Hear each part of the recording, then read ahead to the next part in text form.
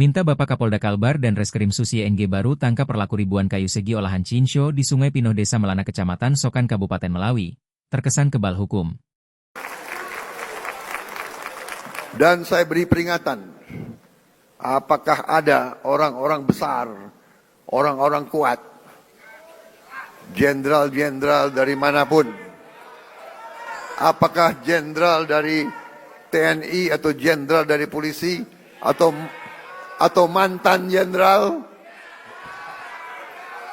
tidak ada alasan kami akan bertindak atas nama rakyat.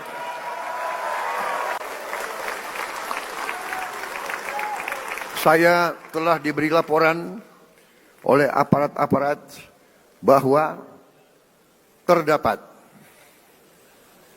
1063 tambang ilegal. Dan potensi kekayaan yang dihasilkan oleh 1063 tambang ilegal ini dilaporkan potensi kerugian negara adalah minimal 300 triliun. Saudara-saudara sekalian,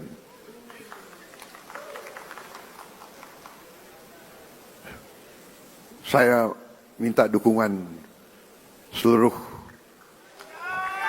MPR. Saya minta dukungan seluruh partai politik untuk mendukung ini demi rakyat kita, saudara-saudara sekalian.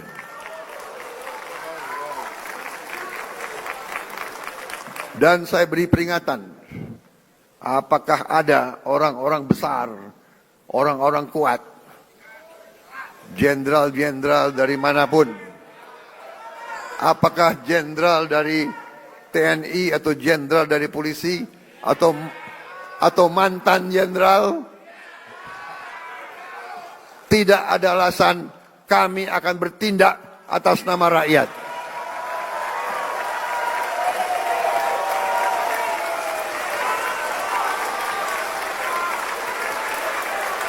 Dan Melawi, Kalimantan Barat, ribuan batang kayu olahan jenis segi, square red, terpantau menumpuk rapi di bantaran Sungai Pinoh, Desa Melana, Kecamatan Sokan, Kabupaten Melawi, pada Sabtu sore, 23 Agustus 2025. Pemandangan mengejutkan ini sontak menimbulkan tanda tanya besar terkait asal-usul serta legalitas kayu dalam jumlah masif tersebut. Pantauan jejak digital News Korwil Kalbar di lapangan menunjukkan tumpukan kayu yang diduga kuat berasal dari aktivitas penebangan liar di kawasan hutan lindung. Kayu-kayu tersebut terikat rapi, seakan siap untuk didistribusikan tanpa hambatan. Beberapa warga sekitar yang ditemui menyebutkan bahwa praktik tersebut bukanlah hal baru. Nama-nama pemain kayu lama di Desa Melana kembali muncul, bahkan disebut-sebut memiliki sawmill yang beroperasi secara terang-terangan. Setahu kami, biasanya si pemilik sawmill itu yang punya kayu.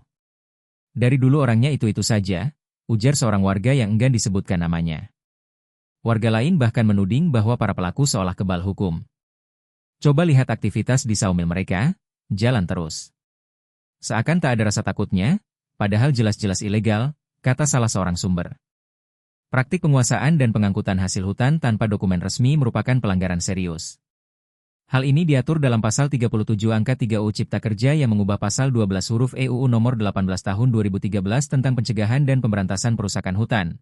Setiap orang dilarang mengangkut, menguasai, atau memiliki hasil hutan kayu yang tidak dilengkapi secara bersama surat keterangan sahnya hasil hutan.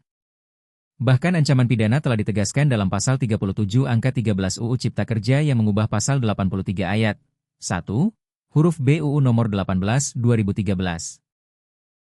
Orang perseorangan yang dengan sengaja mengangkut, menguasai, atau memiliki hasil hutan kayu tanpa dilengkapi surat keterangan sahnya hasil hutan dapat dipidana. Artinya, tidak hanya pemilik kayu, namun juga sopir, pengangkut, hingga pihak yang memfasilitasi dapat dijerat hukum. Situasi ini menimbulkan pertanyaan besar, mengapa aktivitas penebangan dan distribusi kayu ilegal dalam skala ribuan batang bisa berlangsung terang-terangan tanpa tindakan tegas? Apakah ada pembiaran, atau bahkan permainan di balik layar? Masyarakat mendesak Kapolda Kalimantan Barat dan Direktorat Reserse Kriminal Khusus, Reskrim Sus, untuk segera bertindak.